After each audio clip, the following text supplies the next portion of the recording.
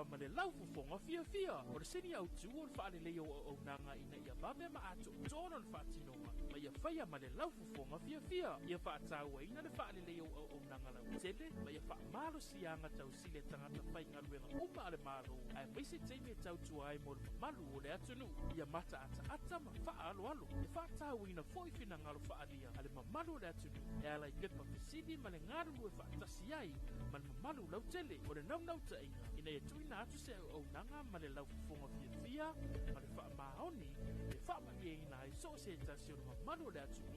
Ilona vave ma le lei ato toa. Ma o nei suinga uma e a mata mai ya oe. Whaama ite suinga le lei. Ta alofa ma le lau fofonga fia.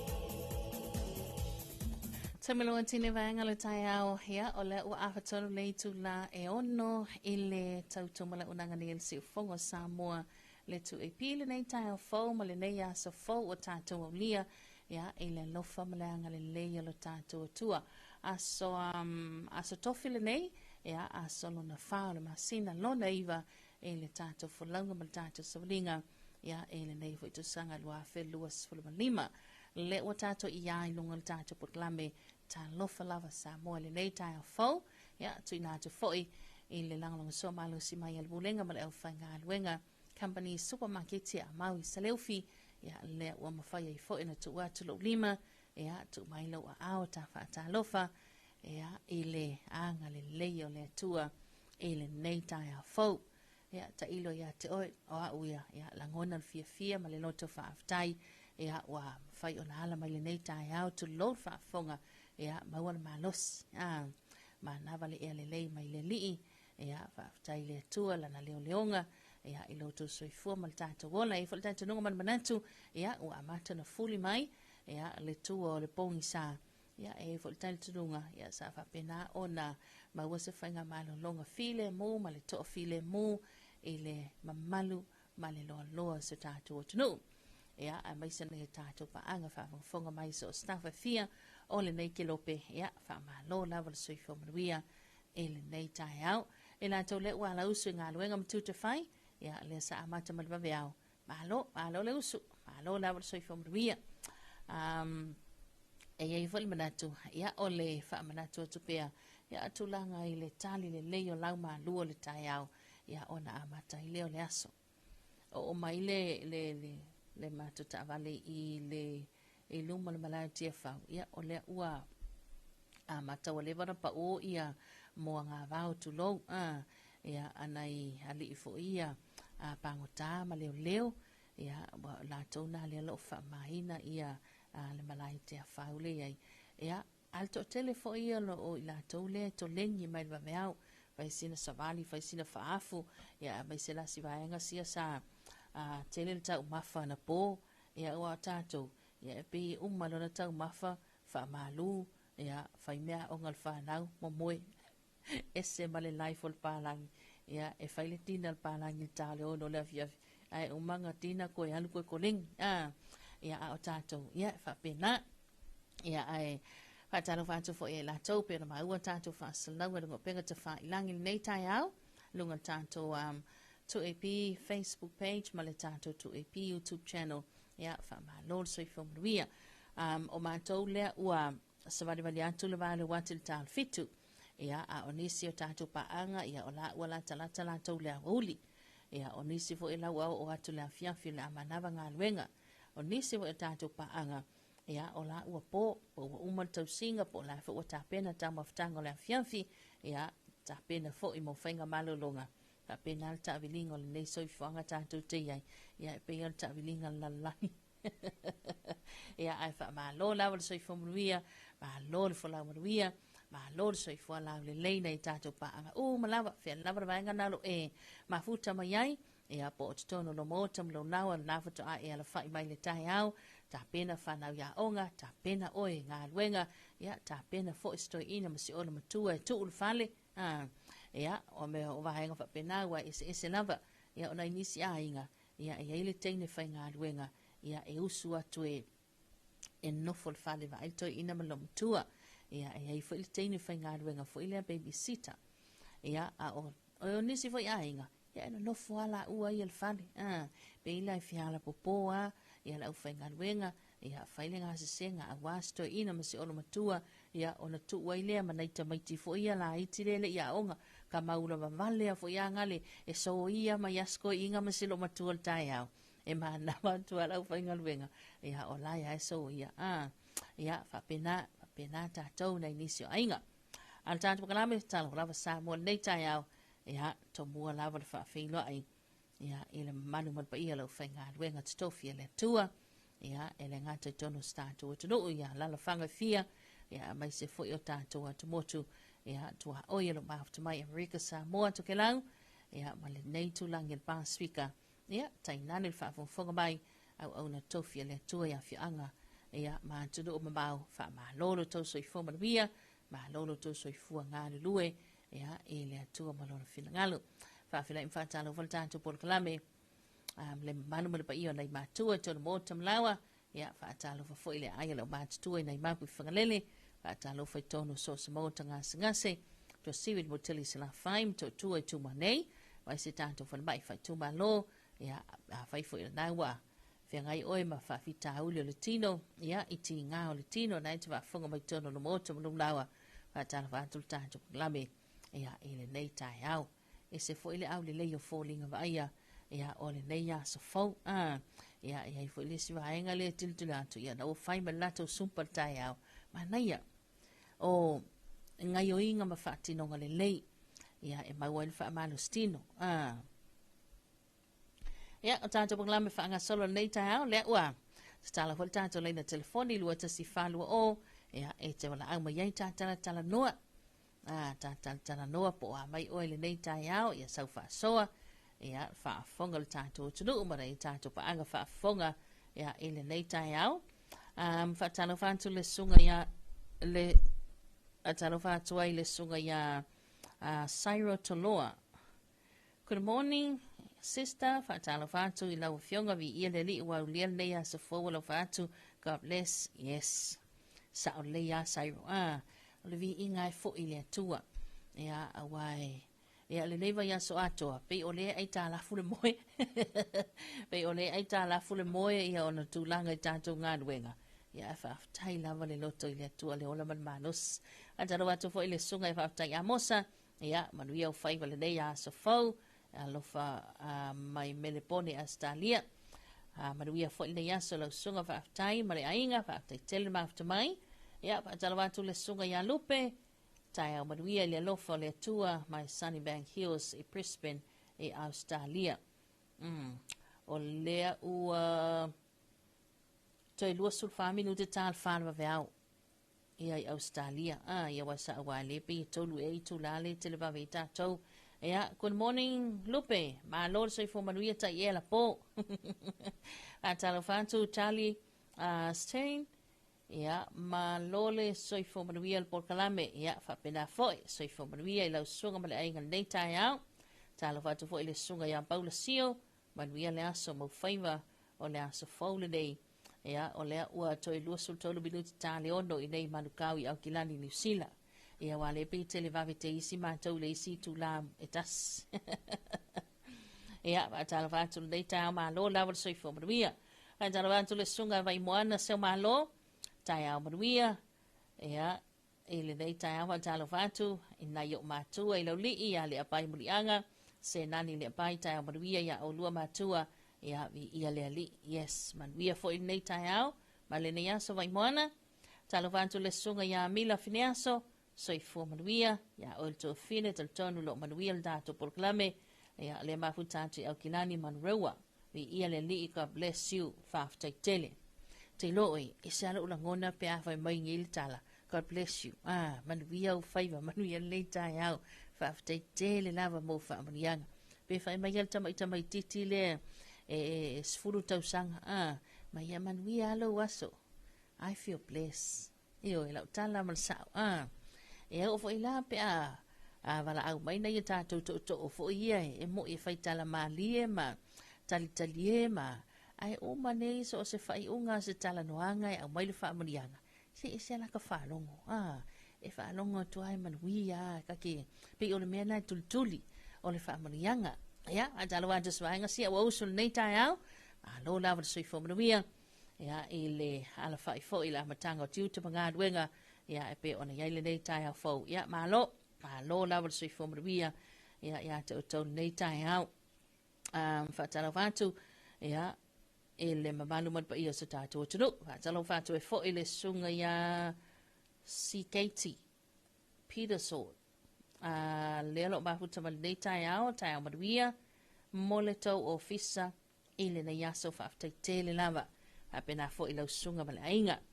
atalo fatu ya yala sakaria tau manuia ia le fo a mata fo fanga le aso fa manuia pe le li ya utiute mo favor ne yaso God bless you fafta tele sakaria ya fa apena fo ilo sunga male ainga nei tau ia o tele ila tau le mafuta mai fo ile le taimi o tatou live ia ma taimi o tatou faasalaga tu sa o mole tu inatu ia o faitau ngalo ia o le palota ia toi ti lava nai tu malo leo o lo toi ia ile so wa le aso nei le pe no fofua e fa mai a mai loa ia i tu malo ina ia mafai ona a to ai le limas fulmatas tu salai limas fulu i tu malo ia e fatino ina ia wa le tu malo falata lua ia le pe ona sila fie le ia se la to fenga palota so la na limas fulu tu malo le pe e anga ia ia a faitau ngalo ia fo ila le ia o le lava pe o tau mala mai lava fina ngalo na ia tatu tangata ele a fia i matangi se fa matalanga ia ona o le tele lava tustu singa ia ilungo penga te fa ilang ia o fo le matou lau pepa o le matou lau pepa tu ina atu o fa salanga tu sa ia a ua nga i mai ai matustu singa fo inga e fa se ia e fa se ile umi ia e pe o le vahenga na le tultuli mai il tele e fa se ile umi matou tele va ia la wai e pule al tangata i lona fina ngalo ai o le lavan matou fa manato tu lava ma matou fa mala maina ia o le ala tonu lava lana ia e fa sala lau tu sa matou lava le ala ata le TV iva mal tato tu AP ia e o ai le lo sila atu ia o lai fai tau fa pele pepa fai tau fa pele pepa ia mantua fo la fai tau tu sa o la yai te tonu sui tau va o le winga lau fa matalanga o sui tau va o le yai la tu sui o la tu scrutineers ia o la tu fai lau tusi tu sa la o fai lau tusi na o le representinga ia sui tau va le yai te tonu le fai tau mea ia fa atasi la male fa malu ia ale matanga luenga o leo ia e pe ona yai e fo ila screen ia awai tu se fa pe ia la ma tole media ia i all tato mo te talo ia ala e no fo mai o matou tua ia le mamalo la tudu o le Grand Stanley matou tua ia o inale o fa nganga ia e la ile mamalo la tudu e anga yatu so la ele ai ma se me nunumi o e le ima se mea mawhai ona whaananumi, e le mawhai ona whaasese se si o ofisa se pepa, e le mawhai ona tusi se pepa, ia wafui o le maka umamea ia, o Teams fo ia valu ia vai iai, e tofu umalawa la tau, ia ma leo lea lo o tiu te, ia e mai se, ia o le mai moa ma le mai tau, ia anu malu le atunu ono anga ia tu iai, pei wo toi tu ina atu le vaenga lea, ia ona o lea lava iai lava nai, fina ngalo ia pei wha alua fesasi ma wha ale mala malama atili. Ia ai mātou tele au ngati tae wha manino tulanga na, ia au aina ia wha ina lo fina ngalo. Hai talo wātu nei vaenga le tae au le sunga ia ulu lau pau, manu ia pol klame le nei tau fau, lau whātu mo ele uso, whaafitai tele, manu ia le waso lau sunga ulu, ia pina matai ia, ma lo lava le tautua ia te oe, whaafitai tele, manu ia tele le waso pira, le sunga ia paniani, ia, ia le na, ia, o le mātou na ia, tau mawhainga ia pe ora iai. Ia, o le afo ila ua iai le whaalinga le tu ina bai lungo, le lau pepa le official komsina o whainga pānota. Ia, ele ia ina mai tua, ia le ngaruenga, le ala o whai e tonu. Ia, e talia le tu alalo ma le whautuanga. Ia, o lai fo e ngalulu, o le winga o le whaamatalanga. Ia, o lo ngalulu e fo ila tau ia la tau pito la au. Ile tu la fono, awa lea fo ia ila tau tu la fono ngalulu e ai. Whaamaloa tu i le sunga ia Sanerivi, ala i taua le lei. Ia, tai au manuia tele whaasoa, whaafitai tele, manuia tele nei aso. Ma iala Sakaria, e se fo ile ala mai le nei tai au, ma nai o whaalongona, maua le nei aso fowi, ia le li o toi au lia nei aso. Ioi, sa lei lava oe Sakaria. Talawantu le sunga ia aliai. Aso alofa, good morning, tai au whau, manuia le tiute, ma whaiva whianga iai, God bless, whaafitai tele lava. Ia, manuia le waso Sanerivi, sunga ia Betelo Sanele, soifo manuia from Melbourne, Australia, ia and radio, 2AP radio program, to low, manuia ngā luenga la unanga, God bless us, yes, God bless Samoa. Ia, sa leila va oe Betelo, ia, manuia telefo i o whaiva matiute pe ona iai, ia, le nei vaenga le tai au. Le sunga ia Augustino Fausia, morning, soifo manuia le nei tai au fau, ma futa antu Sri Lanka, manuia fuafanga le nei asa lo fatu fo i se mātou ainga i vaiusu, God bless. Ia, Augustino Fausia, leo lo moli mai alo faanga ma se lato ainga i vaiusu. Ia, le nei vaenga le tai au. Le sunga ia Paniani, ia, ole ono saila. Sa ole leila. Ia, le tioa upo le tusi mai ia, ele i Fausia rau mai saso tas, a fau ngei, ia, e fau ngei le ongo, ko e fau le fiku, e fau le tala valu, e umani ngei aso fau, apena umalawa tātou, paule ngangal tātou por klame, ia, e maua le fia lo fina ngalo. Ia, awai, i le mawhai le stangata, o na tau fia le fina ngalo le stangata. Paula wal na vaenga mātou te soso atu, le tātou por klame. Ia, mantua o le mātou tu lau foi. Ia, o mātua i saua hi lava le ngasu, tu lou tai amal wafunga vai. Ia, ai, o le lava na mātou, a mātou lava whafautuanga whapena. Ia, o lo whaatino lava na mātou ngaluenga. E le ai masesio mātou le media o lo oanga i o le mele whaitaua ia pepa, whaitau ngano. Ia, pau lava na mātou pito la au. O le tu ina ato whaasandaunga. E na ia sila fia ma manino e lo tātou o tunu. Pau lava na na. Ia, o le mamalu se tātou o tunu. Ia, maria tātou tangata ia tunu mabau. Ia, whamalo. Whamalo le soifo maruia. E pei o le soso atu na. Ia, o tātou. Ia, o le maua lau fonga fia. O le lau fonga fia lava. Ia, lea tātou te ia nei tai au. O lea ua... Toi se fulu minuta le tanta lea o le tula e fitu le nei tai au. E le tautou mana unanga le si fongo sa molto ipi. Ia, talo fatu. E le mamalu malpa ia stato tulu le fatu a. Male fo mal nei tai au le sunga ia tupu Kilmanis. Whaaftai, whaamalmole. Ia, whaaftai. Fui awa lili, whaafili, pea fua. Man biela wasa, whamaria le atua. Whaaftai tele lawa i lau fionga.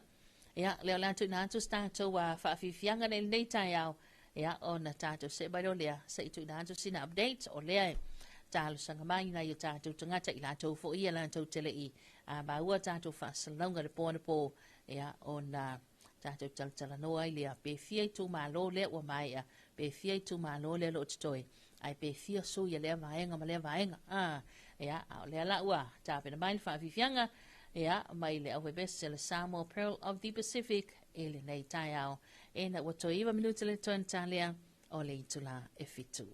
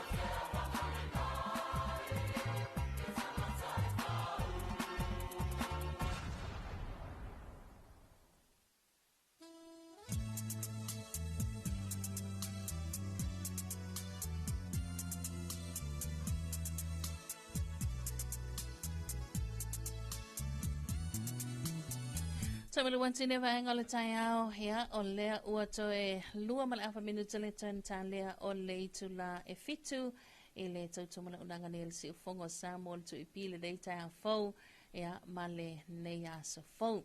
Whaatalo whātu ea i le maftamai le sunga ia Ioane lo le sio ea talofa sis tamara atu uta momoli atu o talo whaanga se ainga ia maile. Ea, malo, time after my manu yelne yaso. Sunga ya Maxi Fanta, good morning from Melbourne, Central Australia. Ea, man yellow tai ao. Alo, sunga Max male ainga. Ea, o miau. Mui, kangaka. So, le, kangaka le ngoya miau. Miau, ai for, human conditions. Ainga fast.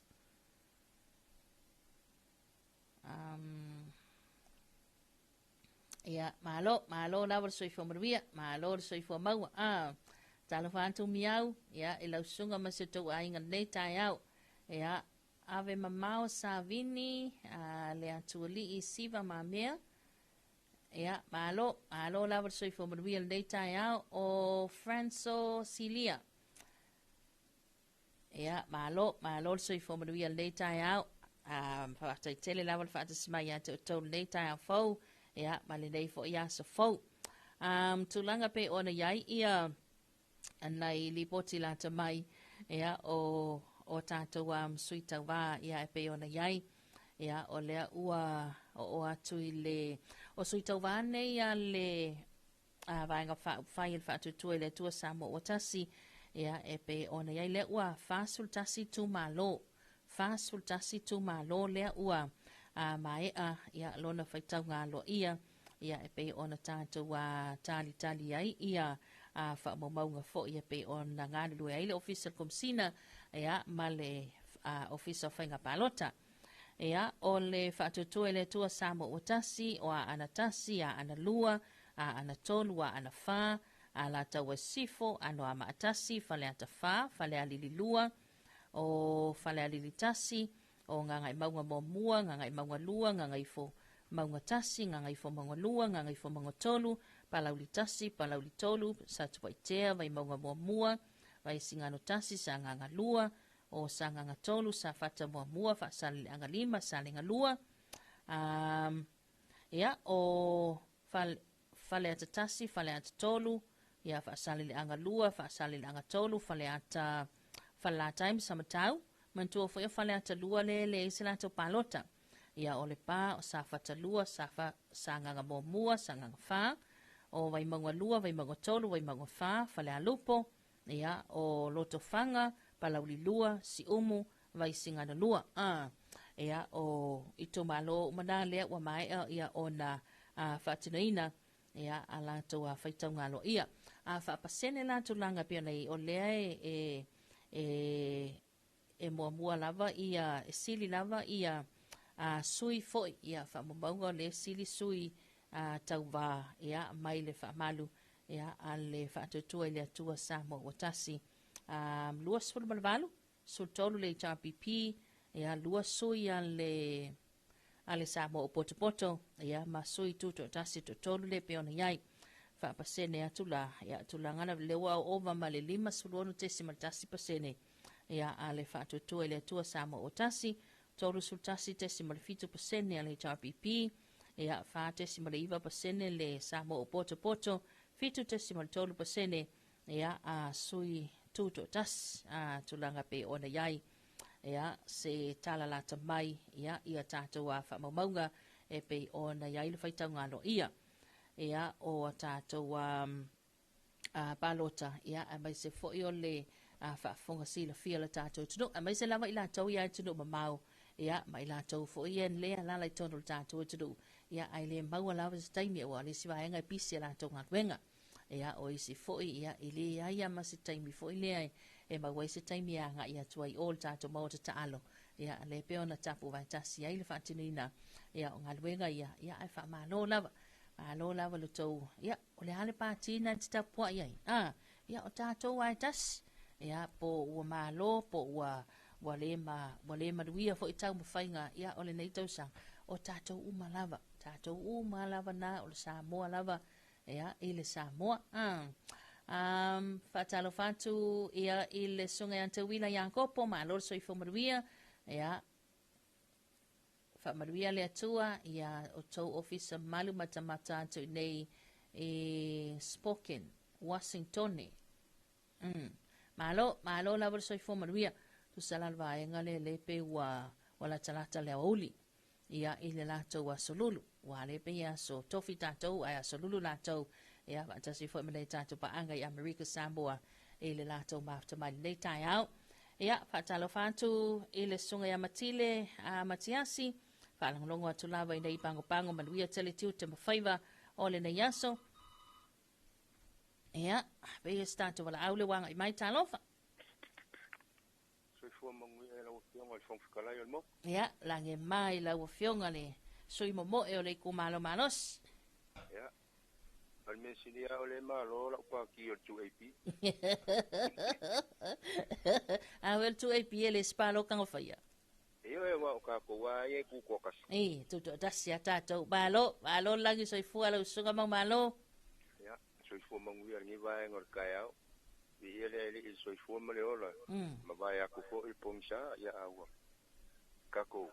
feloa ele susuru ma ka ngofia mai o avelela ya o foli ngova ia nga ole o susuru ole manga ole ele i soi fu mo le ola o anga fanga oi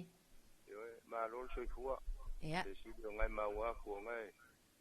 ma wa lu ngale a wi ngon ma singa ya ile nga ka fo ile ole sang fia mai ma lu si mai o lo fonga wa ni fong kala yo nias ya o sa kal fo ma sangi lava nga yo ka kupa anga sko ingo lu sko ingo ma ya mar ka ma ingo ya ma sko ingo ngong ma ko ya ai mai se fo inga kinga ma ka ma ku pa pe fo ya mo fa nga wo suwa inga lu nga ma ya ile ang le yo le ku pa kalo fa ku so se uso ya om fa anga fa kong mai si ma ku malongi ya fai mali o foi fai malolo ya fa kalo fa ku foi sui foi malo ka ko wa ang fa pu fa yo ku ai pi e se kai me ku fa ka si ai ya mo lo ko fingalo mo lo ko malos ai awale long pu ya li me la lo ko ku si ka ko ku mo me wo mo ku ya mo me o lai fa mai ma ku ya vi ya le ya ka ku ma fu ko pe o le ai ngai uso yu tal lo ha pe ngai uso yu ka tal lo le oh fa nga wala ya usu sa lo wa kwa ko fa fonga o usu sa lo vai ma pa ka ngame o ya fe fa fingi e fa ya ka ngame ka kai e fa ya ka ngame ka kai sole e ala na fa ka ngame ka o ngai lo ka mo soli me yo oi sole e o me la nga lo fa ya ka ngame ka kai o le meo vele inga ere fa yel pa lo kanga kava kas ya lo pa lo kanga mea a le wo va ia ko esel mere le wo mal pa lo ka le wo ko for kanga kamanga ba lo kanga mea e o me nga lo mai e wa o liskama o liskoi so ngare of wa makongi ale lo kala bla ye lo fa ya me fa mai ko inga nga kia ya pa so ri vai o ele nga ko nga e ka e lo mo ko le o le almarul taya nei taya mo malo e o lo ka ya ki o le lau ki le fa susua anaya ya fa nga lo ya me ai le ari ile ko le po ko fa vivel yang ko po era yo le la nga ya la nga fa nga aka kilo ku nge ia ku mama ka ki alo fa ku ya kasi de lainga te iwe e kasi ya sipungi le fa pe se fa mo ko ya sumaya fa mo ya pe me nga ya la ya ko me ayo le sia so fa nga awo ki ya ia fo ya le ri alo anu fuang le ya so mamalo Ha? Ane fufuanga le nei aso. Ma ka de ko o le wa. Mo be vela le la. Ko ke le pe. Fai se awa au ka fo fale. Ni. Ma wa so nga fa pe fulang o le o ke le furu o le lo nga se ko nga fa ma. Ia le mo fa lo ko le ko sa fa ma ko nga le sa mo ya so la me lu su ko sa. Anea. O ti kan. Oh. Wel ki kangia. Ia ka sengi la wa nga. Ole nei, tai tele la sunga malo molo sao nei tai au, tai tele la mal mai. Ya, tali la malo tai au. Yoi, man wia tel foi fo fa gal dei ya so la sunga mal ainga. Ya, soi foi. Tai lava soi fua. Ya, le na Unjala te belta to le telefoni lu ta si fa lu o fa talo fatu. Ya, ile sunga ia Etawati Mareko ta lofa lelo mafuta tu nei melepone fa aftai mole palota ya malol so fu manuia Etawati manuia ne ya selo sunga malainga le sunga ya rape tangaloa so fu manuia malol nga lue fa manuia le tu te mafai wan ne ya so fa aftai tele le sunga Etawati ya papena fo ila ufionga malainga talo vantu le sunga ya topo Kiamanis ya manuia nei tayau antara watu le sunga ya Matile Matiasi ya msela to enga nai pangapango fatara watu le sunga ya Titoi ya Kopo ta lofa le ta fo le lofa mlanga leo le tua fa maduia le tua le yasu fi amanga luenga lo fatu in spoken i Washington ta lofa watu le sunga ya Petelo ya maumalo le lofa mai le sunga ya Petelo ya maduia tele le neia so lau sunga fa tai ya le maftamai tata se mai ole os 4 minute te nei ya le tu la efitu ele tu tumala unanga se fongo sa mo tu epi ya ele malatu ole ata wa se at voice in ata musika ya wasai foil ata fa so le dei tai au mai alolan ata pese dei ya ata wa tu se fa te ata ata reported channel tau mo lo ata tu no mtoke na le o tau dubai ya ona toi fa wa we fo ilea o le tato maftanga le nei tai au fo pa vivia telo we bese nei an le matangi mai sae ya mali tai au Samoa.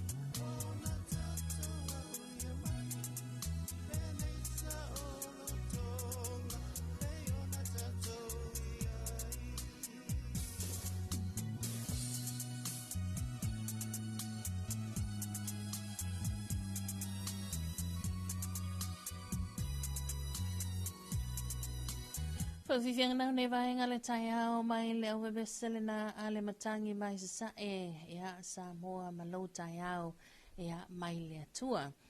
Se mai le tātou taimi le osulima minuta te inele itu lai fitu ia tātou se sa mai loa le tātou reporti le neil tala le tau ia molo tātou o tunu o matoki lau le o taunu mai.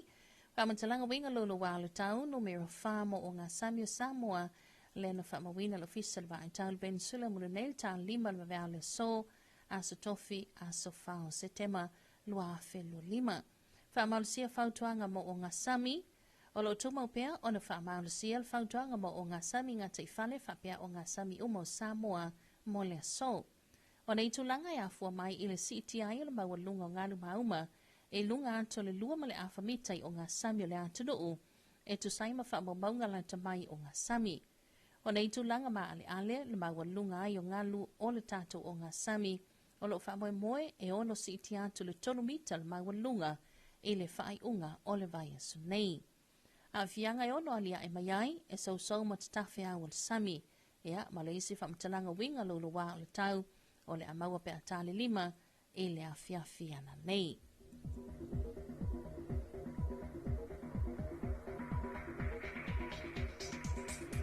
Here's our Marine Civil Weather Information number 4 for our Samoa, issued by the Samoa Meteorological Division at 5 o'clock on this Thursday early morning, today the 4th of September 2025. Marine advisory is now valid.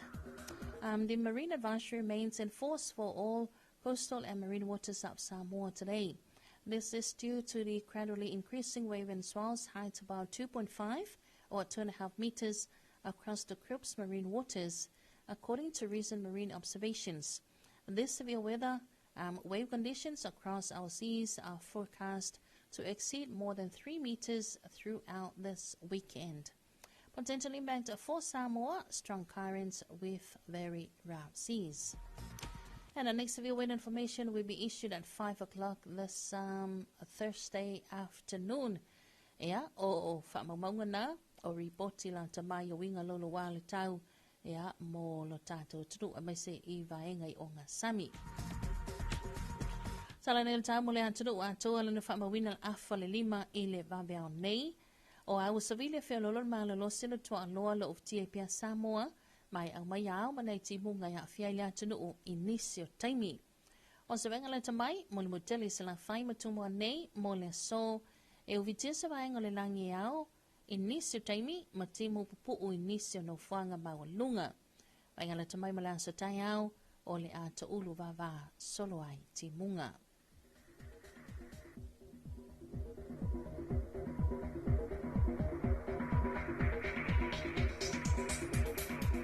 Tala nei ta mga te whale le tātou tunu ule na whamawina al awhale tu le lima I le vaveo nei. O winga le tau o savile whio lolo malosi o le tua aloa lo a fiepea o ngā Sami o Samoa.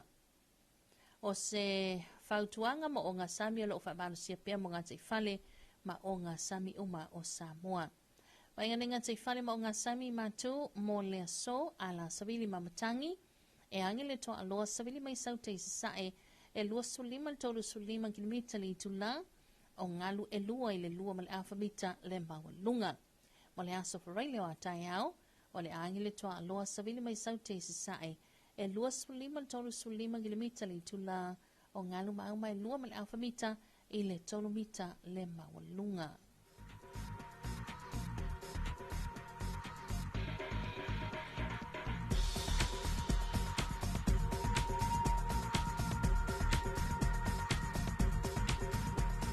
Here's our morning issue focus for Samoa. This was recorded at 5:30 on this Thursday early morning today. Situation, a moderate southeasterly wind flow remains previously over Samoa with associated clouds and a few showers affecting the Kruba times. For both Ubuntu and Hawaii for today, partly cloudy, periods with brief showers over the highlands. And for tomorrow, periods of brief isolated showers.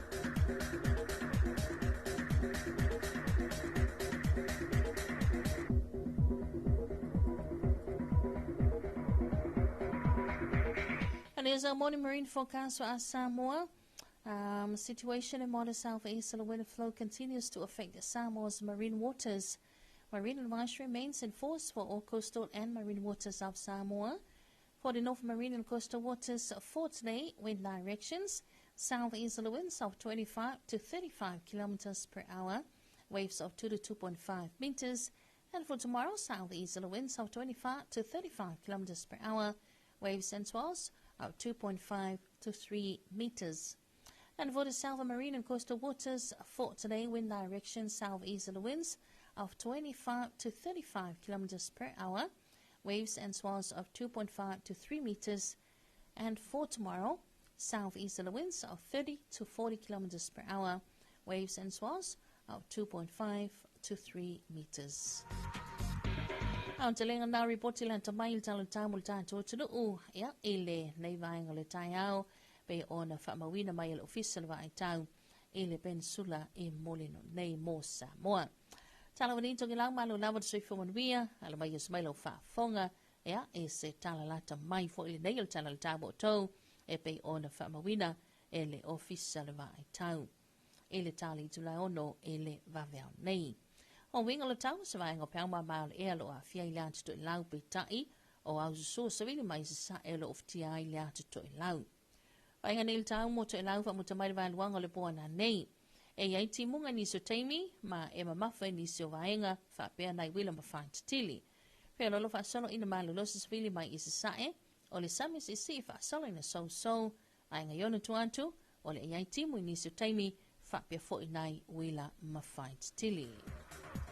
e iai le valo ia l'official va tau o le toi luasful minuti tal fa ile afiafio le so o le amawa seisi fa poponga la ta mai tal tau ia mo su tanto o te motu tua o ia toke lau. Talavani, good morning once again toke lau. Here's your morning forecast for you. Issued by the Samoa Meteorological Division at 6 o'clock on this Thursday early morning. Situation, a trough of low pressure affect Tokelau. Meanwhile, a trough easterly wind flow prevails over Tokelau.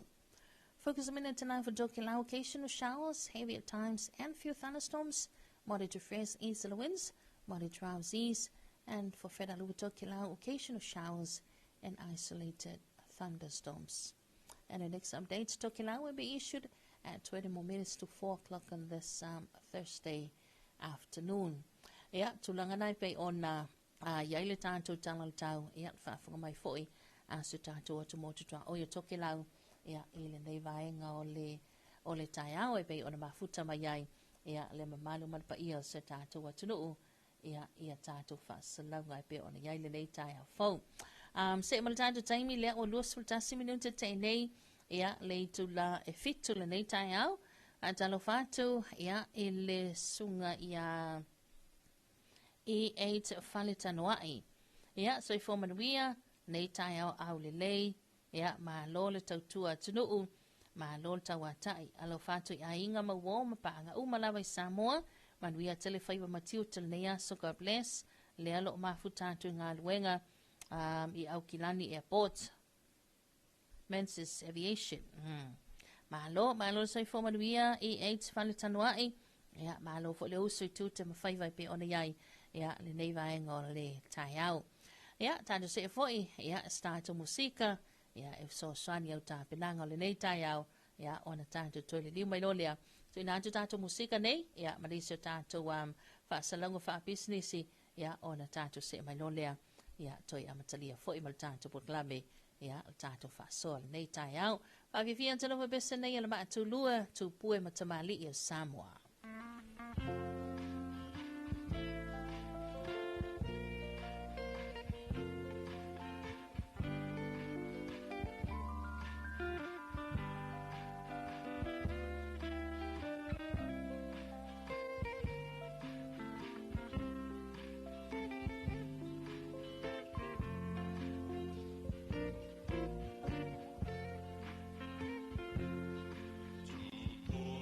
Tomorrow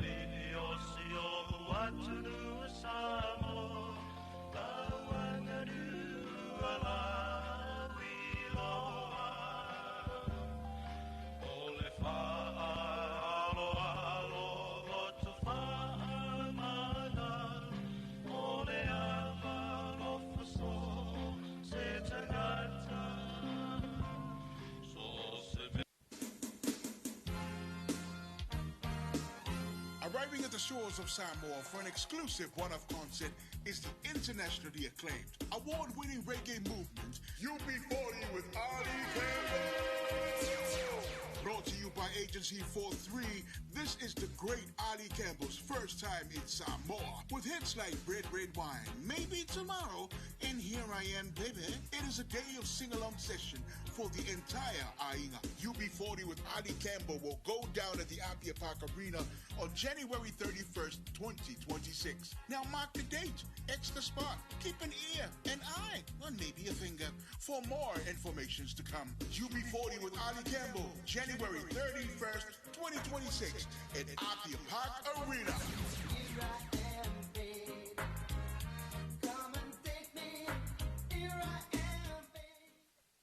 O le fiva o pona iwi, o se whaamai e pipisi ua awhia ai Samoa. O se whaamai e taatele i atu nuu ma whanwhana le tau, e pei o Samoa, ma isi atu motu o le Pasifika. A whai e ue le namu le tangata ua maua i le nei whaamai. E ma whai e le namu lea o na tō ui isi tangata, ma awhia ai le fiva o pona iwi. O a unga e vave o nei loa pe a whai wa awhia le tangata le fiva o pona iwi. E a awhia ai le fiva, ti ngā le ulu, ti ngā so unga o le tino, ma pona iwi, whaafau-fau, i whaasuati, e fula-fula le ua ma pata le tino. E tangata e pito sili o na awhia ngō fia i le fiva o pona iwi. E a awhia ai pepe mi whanau la eti, o matua tausi, ti ngā matama e taito. Whaapea fo i matangata i ai ngase tui mau. E onga tele a awhianga o tangata wa awhia, pe atuai o na whaito ngā whitina. E ono a vea ma mafua anga e mali wai. Whautuanga mai matanga ienga i soifua mai ui.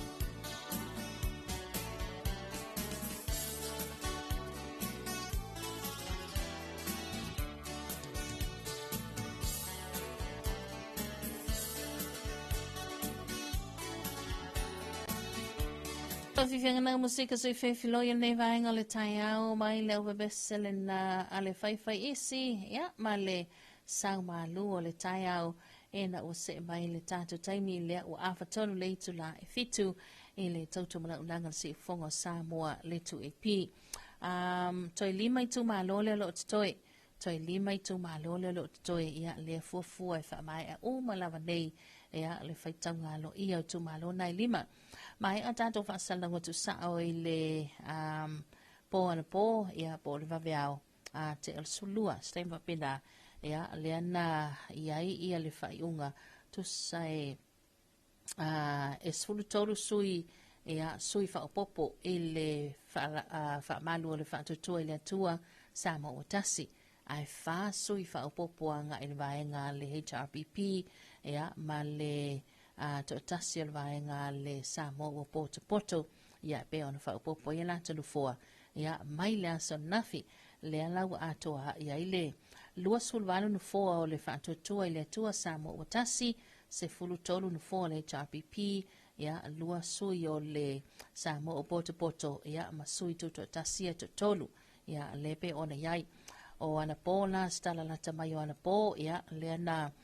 ia ile faitanga lo ia o le tumalo ai nga le tai ia le ua toe pale mai ai ia le fionga ia au pa au mulpola alo itafua mulpola o le whaatutua le atua Samoa Tasi ia so ai fo ena pa inga o le fionga ia au pa au ia le asa avea ma sui fonga fetalai el mota o le pale menel pa inga na se ma vai tu nei o le tumalo ano ama mo mua ia lepe ona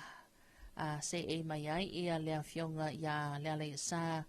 monanu sepulona ia le ala ua fa o le tofio le tumalo ile mai ai le faitanga no ia le fainga palota ia ma ua manu malo mai ai le fionga ia moi fa wo Julius kui tafunai ia o le whaamalu fo i le whaatutua i le atua Samoa Tasi ulu i taimi i ua tau vai fo i le atamali i o le atunuu i le tofi ia ma ua manu malo i na ua mai ele whaitanga alo ia. O le tu malo whaasale le anga numero momua ia lea ua manu malo mai fo i ia le awhionga ia le atinganga mata whai la wina i inga ia o le whaamalu o le whaatutua i le atua Samoa Tasi. O le tu malo ia whaasale le anga tolu ia le asatu la imayai ia le sunga ia pali i ta eo masipau ia le asa avea mafunga fetalai ala maota le paia inga utuara ia tu ia peitai ia le watula imai ia le mai ai le faitau ngalo ia le palota whaasale anga tolu ia le wamani malo mai ai le sunga na mula ulu pali i le ota sami le ota o le whaamalu a le HRPP. O le tumalo whapalota whaasale anga numero 4 ia le wato isu so ai paia inga ia a le fionga ia tea to ala peato ia o le nai toe ulu tai fo ia po nai ulu sina ia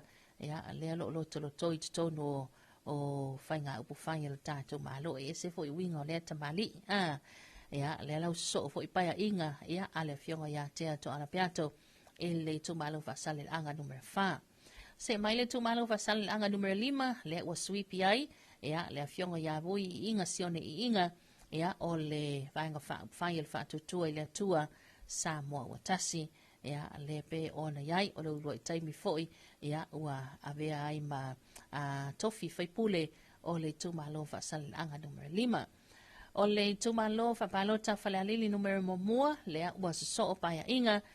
ale afionga ya to lupe mai autele po munuku on sembo le foi satu la mai le tofi o le tumalo falalili numero tasi ile paia inga na se mai antune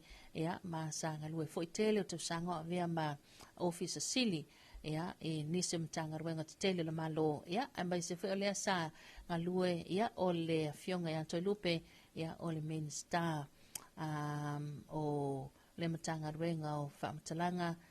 so ta inga famtalanga tekonolosi pe ona yai le foi la o to pale mai ma so na paia inga ile tumalo fale alili numero mua ilalo le vanga fa le fa tutua ile tua Samoa Tasi fa pena fo i ma fale alili lua le fo i wotoe suipi mai le fionga i fui mono le fionga nga ftasi ma yava tito asafo ile tofi fai pule le tumalo lepe ona yayona tofinga ia ile paia inga na se mawai today manga lue ai ole minista lango ole mtanga ruenga fatu anga mafainga favor ia ilalo le faamalu ole fatu tua ile tua Samoa Watasi ole tumalo fabalota fale lupo ia ole wasuia la tofi ia le sa se e maile fionga foi ia le ua pale mai ia ai au tima le avai se ta ia o le faamalu a le HRPP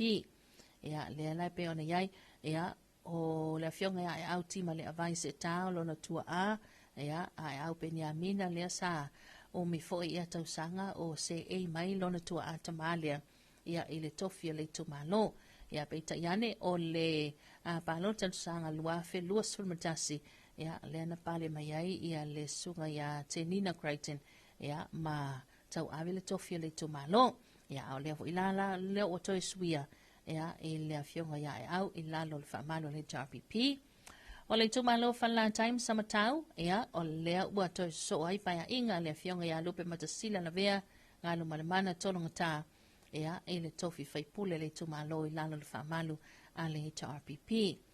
o le tumalo le fanga mfale asela le ua toi so ia la paya inga le fionga ya masina lupe ya le antua vao ma kesi pisi ya mai le faamalu po le vanga fai le fatutua le tua Samoa Watasi ya le afu isase e mai le tofi le tumalo e le palota na se mavaya tunei o le tumalo le pa ya o le otoi malo mai le sunga tuila e palu bisoli aisa le mali le ngoi ya e le tofi le tumalo ya e pe ona ai fo ilo tusanga ia o ngā lue foi ia le sunga tuila epa ia i le tofi pahalemia ia e pei ona iai. O le tumalolo tofanga ia o lea ua toi malo mai e foi ia le mai o le whaitau ngalo ia le afionga ia fia mena au mi mata afa ia le sa avia mapalemia lo tātua tunu ulwhainga malo na se mawai today ia le ua toi mana malo mai le tumalo alo tofanga. O le tumalo palauli numero mamua ia le foi o toi so mai ai ia le manu malo ia ale afionga ia mulpola ana rosa ale mulio ia o le vanga fa fai le fantu tu le tua Samoa Watasi ia ina o mai ale faitangalo ia o le afionga ia mulpola ana rosa ale mulio o le asa avema minister tupe ia ona toi sui lea i fesuia inga foi ia le kabineta ia ona tula i mai lea mai alona lana tautua minister tupe se e mai i le minister matanga rengo tina mtamaitai a fio anga manga sotai ia whapena ona iai ona tofinga na le sanga lue ai e te tono la tātua tunu. O le tumalo sa fata numero lua ia stasi wa ilo tumalo sa fina wina ia le tu langa mo mua tu langa lua pe tai le mai o le whaitangano ia ua swipi mai ai le fionga ia seve te i fui maono ia o le faamalu po le vanga faamafai le faatutua le atua Samoa Watasi ia o lona tua a fo'i lea lava e taumafai lea fo'i tausala le atunuu ia muli taia o lona tua a ia fui maono mimio ia lea fo'i stasi fo'i o toa sa i tonu o upafai le malo tele o tausanga o tuanai. Ia o le tumalo sanganga numero lua le ua pale mai ai le fionga ia tofa ia fata Ryan Schuster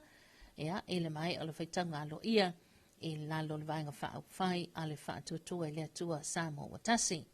O le tumalo sa lenga numero lua ia lea ua swipi mai ai le sunga ia le lua sangato ka rene ia mai le whaamalu le whaatutua i lea tua Samoa Watasi ia ma o stasi vio tamali i ia whaime malie ia i ona foi winga ia tautua i te tono o le ekalesia ia mai se o ainga manuu ia male tumalo ia o ile sa se e mai ai le sunga ia olo o fofiti va ai ia o le ua suitulanga ia le sunga ia le lua po le fionga ia le lua sangato karmene ina ua mai al faitanga alo ia ile tumalo salenga numero lua ia ile vanga fa il fatutua ile tua Samoa Watasi se mai le tumalo o satu poitea ia o le asa se e mai ai ia le stasi fo io suisinia le vaenga le JRPP ia le sunga ia Bresau ia o le ua soitulanga mai iai ia le sunga ia asiata tavu I tafu salevau. Ia ele mai ai o le tumalo lea ia le sato o lua I fo isui o le whatutua lea tua sama o tasi to tasi le sui o le HRPP ia lea ua mani malo mai ai ia le sunga ia o le afionga ia asiata tavu I tafu salevau ia o le whatutua lea tua sama o tasi e pe ona iai. O vai o tu malola na pe ona e ila la to foi tanga lo ia mai le aso nafi e o mai le pona po ia le pe ona iai le la wa fast food ono es fast food ma le ono le fa io o tu malole wa mai ia le to le lima e umala nei le lima e ila tantunga uma nei ia o le ua fetau le lei ia le fuanga fo ia le fionga le komsina fenga balota ia maselato o fainga duenga o le stofia mai ai ia wa ona pole na vave na uma ia uma busime o te lai titis fulu malua ia le na vave ona mawal malo longa ia o neila ia le fofo fa mai a uma ilava ia pa ia tuma lo e lima I tuma lo le lo toi ia lo na faitanga lo ia ile aso nei la stofi ia o se tala lanta mai le na tulanga pena ia ona le silingia I la tau na ia tātou paanga ia le tulanga I la tau le sa misi mai ia tātou whasalanga pōna pō o tūmalona le sa whatinoina ia la lantou whaitanga loa ia I le pōna pō aso nafil pōna pō ia o mai nei tai au o nei fo ila ia toi amatalia fo ia tātou whasalanga tu sao ia I le mauta taalo pe ona tapu vai tasi iai ia whaitanga loa ia pa tūmalo lima lea lo toi ia mo le sila fia le tātou tunu. A jala wantu le fionga ia li o ainga whantangoai, ia tai au manuia, lo le soifo manuia lau sunga ni o ainga, ia manuia tele le nei tai au. Ia, whaatalo whaatoi fo le sunga ia salai vavao, soifo manuia, ia le nei tai au ma lo ngā lue manuia tele le iaso, ia manuia lau tai au salai. Whaatalo whaatoi fo le sunga ia lui, kuru waiu, soifo manuia, le nei tai au, ia tautua le tātua tunu le tai au fau, whaaftai tele manuia fo ilo waso lui, ia le alo mafu tātu I au kilani New Zealand. Talo whātoi fo le tina kisimia, ia masalato ainga umalawa I na I tauranga, ia malo lawa le soifo manuia le nei tai au, tina ia moonga, masalato ainga na I papakura, ia manuia le nei aso ia tautou, ia maiso le tonga ni Anteru, masalato ainga, falto ia kaili, ia malato ainga I lunga I na I whanganei, ia malo le soifo manuia ia tautou, le nei vaenga le tai au, talo whatia tana, ana tiva le lo mafuta mai na I Christchurch, ia manuia le wasa lo whantu mo oi whaftai, le mafuta mai. Se mai lo tantu taimi lea o tau se fulu ma leona ma le awha minuta le tonta lea o le itu la e valu le tau tumala unanga ne se ufongo sa mo lu api, ia mai se tatu whasandaunga, tatu se e fo isina tatu musika, ia ele nei tai au, ia tatu toi lima fo ilea, tatu tala noa, ia itu la ngape ona ele ni yaso. Wavivi antolo bese nei la le tanga moa swa Felice Mikaele, musika le tai au.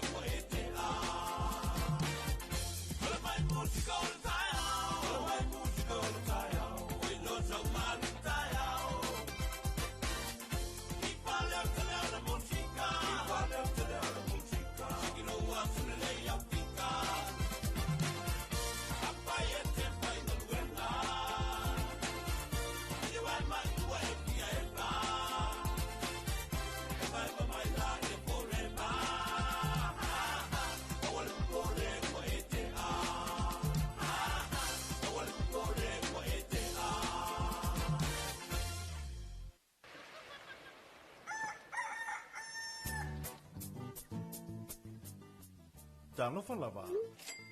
Yes. Ua si tia le tau fesuia ingo tupe wha amamoli le Western Union. O lona winga ua whaateleina tupe tala. O le a whaititia tupe wha o ngai lafo mai ai. Ai te le o le a talaina. Hawhea nei le official and #1 currency Western Union. Pe wala au mai i le 250 mo nisi whaamtalanga i suinga mawa e o taua fesuia ingo tupe ala Western Union.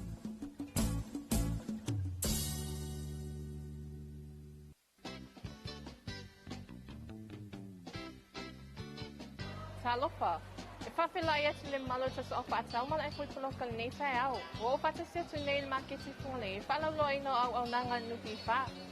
Malo se whatina. Wa mai nei tai au. Oka, shine Milo box. Le manuia whaatai, box. Oi, o le e pasa salama fofanga le box. Wei se when whenwe salam te o tupitu sau noa. For voluntary contribution nupi wha. E tu salava whamanyanga e anga wa aile tangata lo whenga luenga. Ia ma oi. Oi, se whaatai sisi. Le mana o whaalongo leo au nanga nanu pi wha ai o te le ialu lava ia siasi ai ma whaatala noa. A o lea lea wa manino mata o le vai.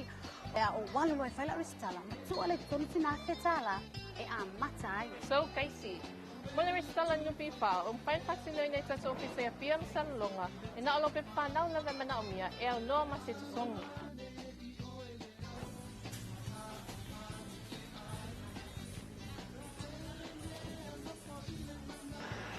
Sole, ko le vanga ia ila ka ngumela. Au ke le ko lopo ia sa paling kan pipa. E ala nga kulanga. E mawhaiang whaangala ngumela kuai e kongkong i mela sa whanga. Masiaki la mawaenga te o kau nga sui. Oh, nga ia singa fa manga. O ke loba ka kau nga sui la mawaenga.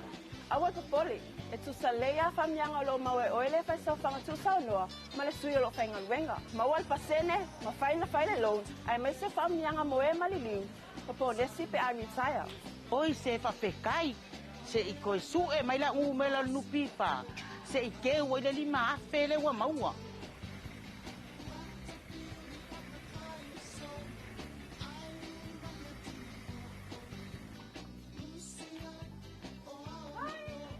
Good morning. Ay, vale. Mo may restala le apan nupi fale. Le siya kili pale ni. Uso.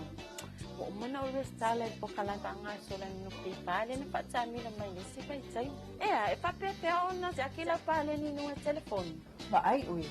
E ay le macho o na nga mafaya yo na siya kila pale. Iya. Sila foi uy. Kay ngofi e mafayo na siya kila pale. Salay sa fanga mo ila to o bitay. Oh. Salo sa ngay mga tsipelay. Iya. Siya ang nga. Ole fai ngofi e le aple al mukifa. Ioi.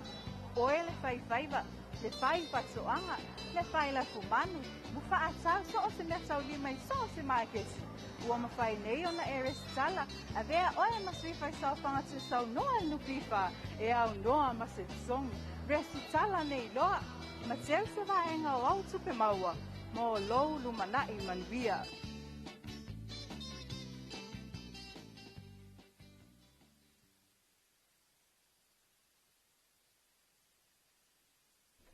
Taimula watine vaenga le tai au ya o le ua tau e fitu ma le afa minuta le toina talia o le itula e valu ya le na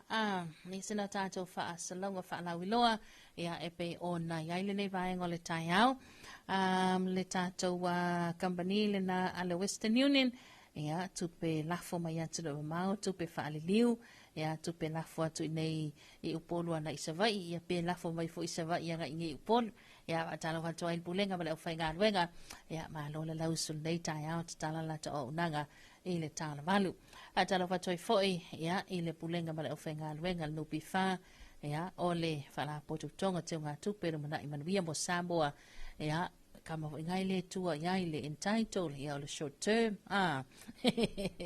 ya matulanga mo fa pena fa atala watu nei tai au ya matala watu le sunga ya ben simati manuia faiva matiu te nei yaso fa tai fa pena fo ila sunga ben malainga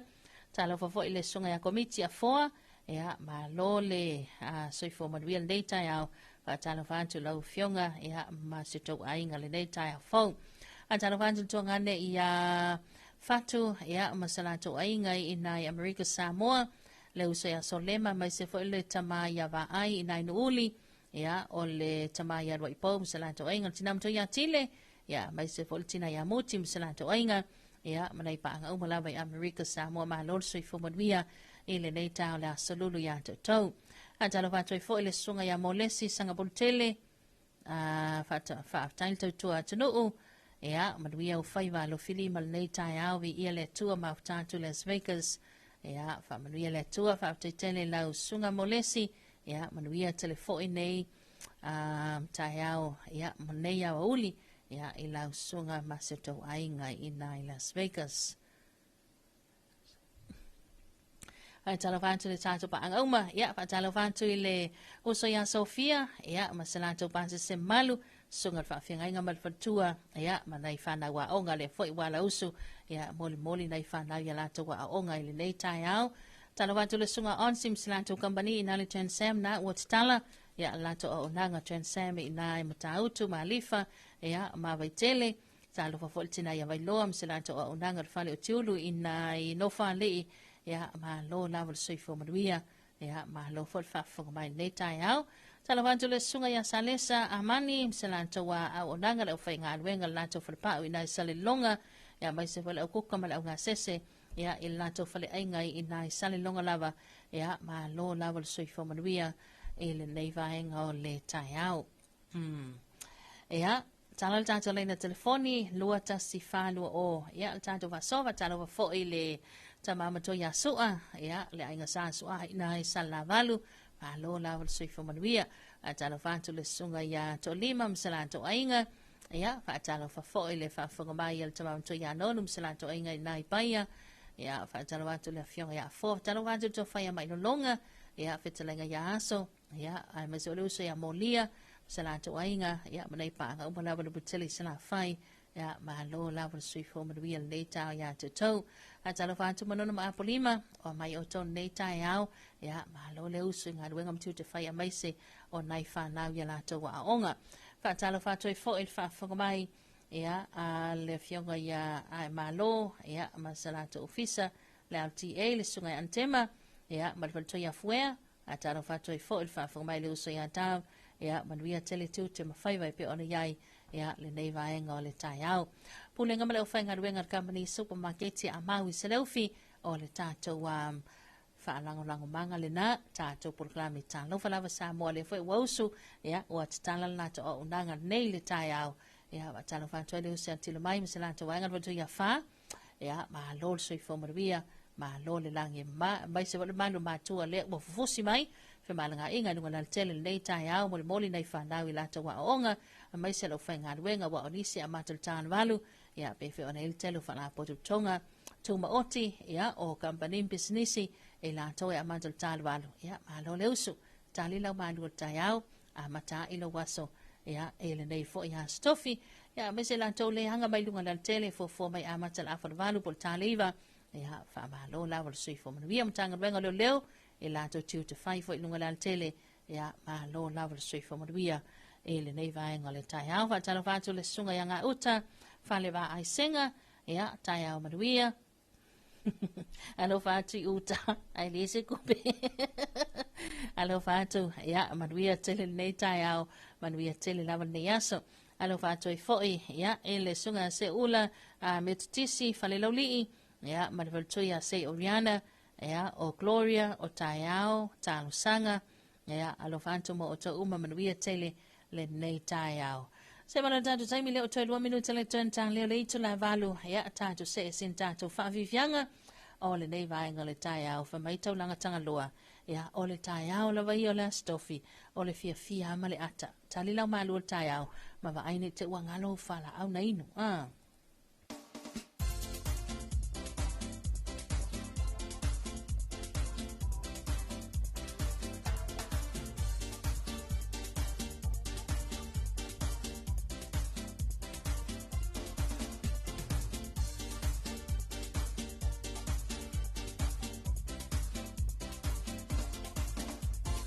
Ata, ata, ata, ata, ata, ata, ata, ata,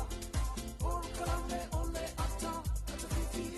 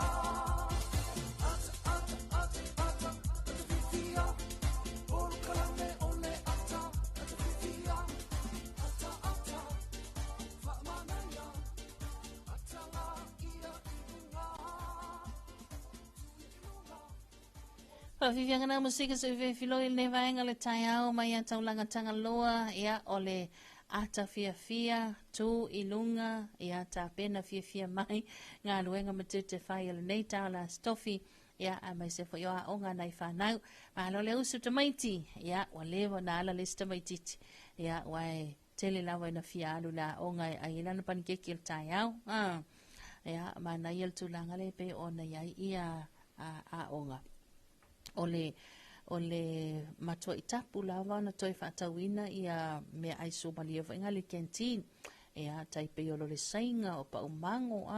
wai pe o mea nai fia ia whanau e ai ia tulo tai amal whaafunga bai ia o leo fo ilai maa na ia le fika le tele o mātua le o iai e leo te avea le tupe le tamaititi whai le lei lava lana breakfast il fale whai le lana lunch ia awa tamaiti whapena lava ai manuia tele nei a se ate tol whanau ia i taua mawhawhanga pe ona iai ia mai se foi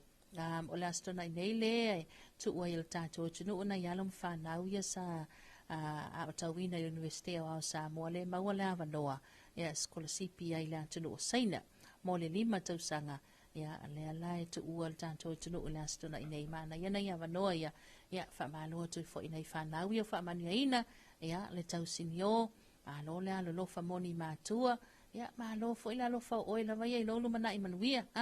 ia wa talana matua mai ia o le lava e tau mfai atu ia mo o ila vai malo lu mana i manuia ia fa malo le ala o le amalanga atu nei fa nau ia Samoa ia wala fo ia nei nisio fa nau le tatu tunu usaina ia le station university tele ina tono le taulanga o pension ia le lo ia ina ni sifo yo alo ma tama fana wala tunu ia le lo a ongai ia le la o le mana ia o le ainga le Samoa le fawi o isaina ia wai e watu nei tamaiti e fo watu ia pela ia ile fata mama le fatina ia o le vaenga le o matutua po o le watu sanga muli o ia o la tau nai va aia ma fa ma popo uma ia nai fana ia fatu a fo watu ia le ana ta wala tau le la tau ainga ia le fo ina wa alo bai ia na ia lo mfa na la iti ia fo watu ia le vaenga ia le tu ol tanto tu ia mole malo saina i lasta na nei ia fa talo watu fo i le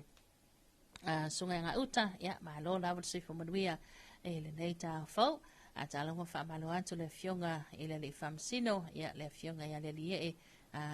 toi malo asamu asam ia mai se fo i le falto ia tina ia masela to ainga ia malo fo ila usul nei tai au manu tele nga halwenga matiu te pe ona fia ngai ma oto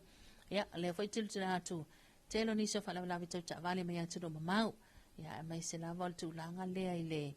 so ona o ta vale ia manto wala ma to i nei Samoa ia ile itai na o ma to system vo ile ai camera ma pe o vaenga ie faingo fie ona i noa e o i Australia ia o le e whaingo fia le lea ona pu e o le camera a mea o lai whaonga telefoni lunga lan tele ia o mātou lai whaonga ia mō li whaasinoala ia tele whai o taimi whaonga lava ia le matanga ruengo leo leo li umtamaita i malo le malo ia lato tiu te whai whapena ia whautalo watu le songa le vana kepu ia malo lau le soifo maruia le neitai au ia malo le soifo lau le lei le whaafunga mai ia alo tātou o tunu ia wa talo vatu malo le usu ia bai se voisi vaenga sia sa fita itunga mga ruenga matiu telepone po ia le o bana vanga ruenga malo tautua malo tawata i malo nga lue ia anga ia tulo le fale ia ai vela lo mar koko Samoa ia asilo matua mana ia tali leil malo tayau lava leil malo longa sa ile malos ajalo watu le company supermarket e famacho ina i tele ia nalo misala to fainga luenga ia patalo watu i fo i lato la la ina i senga ma loa ma lol so i fo man mia ma lo sul nei tai au company le bluebird ia tonga ne tu ia mai se fo ile tonga ne lo mata to ia tifam misala to unanga ina i tele ia ma lo usu ma lo sai ma lo nga lue talo watu i fo ia tango ia mai se fo io o mia talo vantu ya mia talo vantu tama gloria ya mai se wato esel nei tai mo ria tele nga luenga matute pe ona fia ngai ma oto ya ele nei fo ya so Atalo vantu le sunga sale sa amani msalata ufainga wenga talo fafoi ia le sunga ya bali i kamuta msalata ufainga wenga ina le Rosalote ia ilo jali salafai ma lord so ifomruia le sunga ya manu ya masil sunga tawete msalata wa au fainga wenga umalava ya ma lola lo sutu mafaiva pe ona yai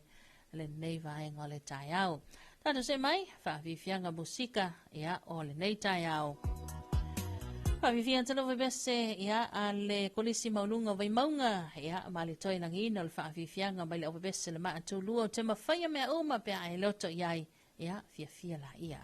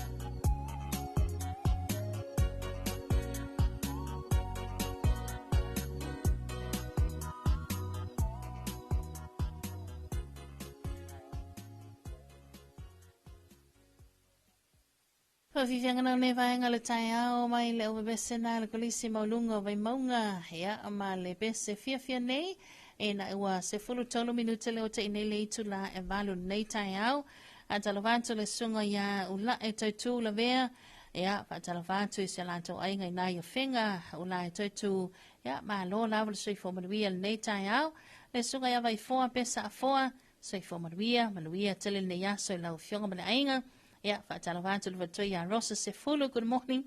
Mana ia lau iputi o le tae au. Ia, manuia lau aso. Atala whatoi fo ile sunga ia le waa vana kepu. Ia, wha mahalolo so i fo manuia. Olo o mata atu sini Australia. A ta pena fo ia usu ili ngā luenga. Manuia tele o whaiva nei aso God bless. Wha au tele lau fionga le waa. Manuia tele fo ia o whaiva. Ia, ele nei tae au. Lunga le tato YouTube channel. Wha atala whatu le sunga ia e pati pofitu. Ia, good morning, my Melbourne. Manuia tele nei aso lau sunga e pati. Ia, male ainga ngā leile li. Ia, ia ima lau wha alenga mea ia kuskusi mai lunga le tato YouTube channel. Arafat Hussein, ia, o ngoa umala au wha atupu wha lawe, ia, o lea ua mali liu, o lea o mai. Pe o le tala noa mai ia ima tangata ua mali liu lunga le tato, ia, o na wa tele le mau fake pages,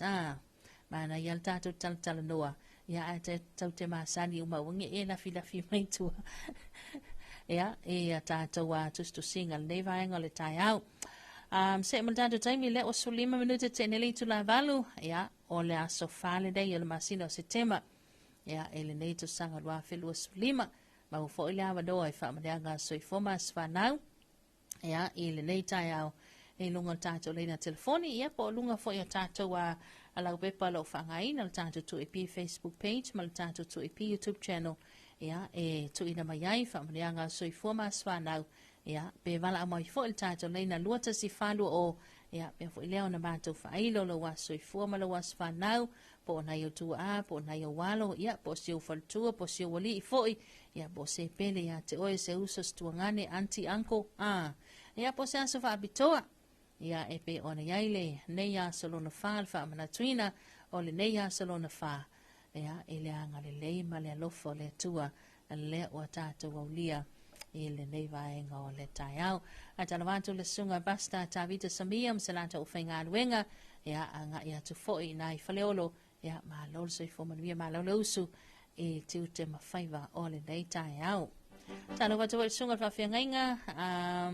Reverend Elisaya malwhalto ia Samoa, ia i nai matautu, ia maa lolo so i fomanuia, maa lolo whawhunga mai le nei tai au manuia tele, ia whainga maa lolonga mai se o tapo inga. La fionga ya fui msalato falma yuma lava inai to sivi muteli sala fai atala wa toi foi le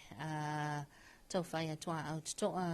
to ilau ya msalato ofenga wenga ina falma isa tawa ya malo lava sui fo maria malo lusu ele nei tai au ya to luata sifalu o tato le telefoni mo fa mnanga sui fo mas fa now ele nei tawa atala wa tu lu sia malama ia msala to ainga ia le tautonga ia faitalo tali talonga e ina ia sausavai ia malo lava so ifo maruia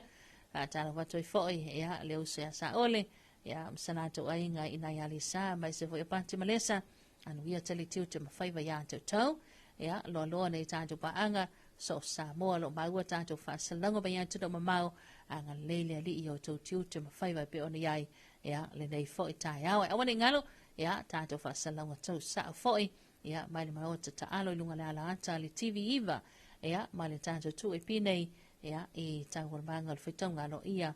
o tu ma lo leo lo toi ia ele le yaso ia ona fa mai ina mai lo lea ia ma fa ma wina ai le alo ia o le fitanga lo ia o le tato fainga palota pe ona ia le nei tai au mai le yaso. Semana valu wantele o sulfito minuto tenili tu la valu tato sema stato fa fi fianga le nei tai au ya fa fi fia tu ya to le webesela Tatiana.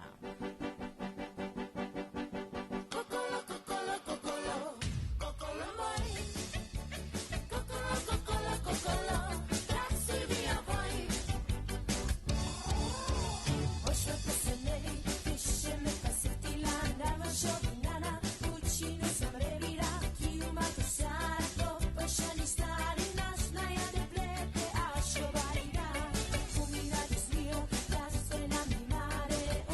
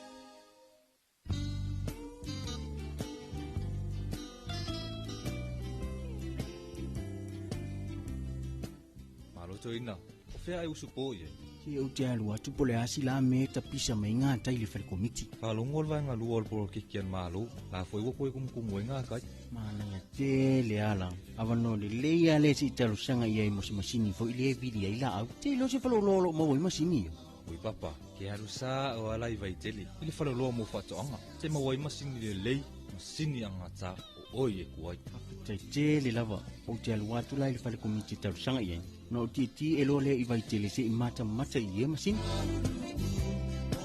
Fiu me lo ia tātou la lai funga lei, vai tele wha peasa le longa mo le motu tele i sa la fai. Pe wala au mai fo inu numero telefoni 225 251 o wha peasa le longa i le 5-3-1. Pe asia se fo ilunga o penga ta whailangi i le mātou Facebook page. Samoa Agriculture Store Company Limited. Samoa Agriculture Store, helping you grow.